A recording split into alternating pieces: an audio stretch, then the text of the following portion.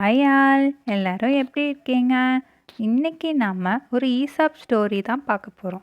காட்டில் ஒரு சிங்கம் டயர்டாக இருந்துச்சு.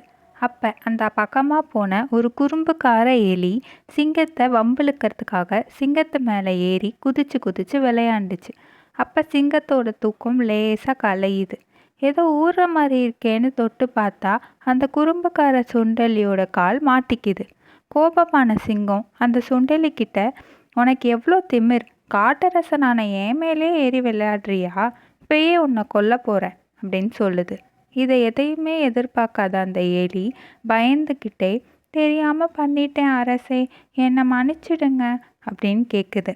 தயவு செஞ்சு என்னை விட்டுடுங்க அப்படின்னு கெஞ்சுது. சிங்கமும் மனம் இறங்கி பெருந்தன்மையோட எலியை விட்டுடுது. எலியும் குஷியாகி நன்றி அப்படின்னு சொல்லிட்டு ஓடிடுது. சில நாட்கள் கழிச்சு வேடன் விரிச்ச வலையில தெரியாம காட்டு ராஜாவான சிங்கம் மாட்டிக்குது. இனி உயிர் தப்பிக்க முடியாதுன்னு வேதனைப்படுது. யாராவது காப்பாத்துங்க அப்படின்னு கூச்சலிடுது. அப்ப அந்த பக்கமா அந்த குறும்புக்கார சுண்டலி வந்துகிட்டு இருக்கு.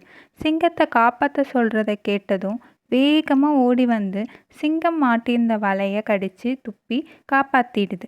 வெளியில் வந்த சிங்கம் எலிக்கிட்ட நன்றி சொல்லி அதை தூக்கி அதோட முதுகலையே வச்சுட்டு ஜாலியாக ஊர் சுத்த கிளம்புறாங்க.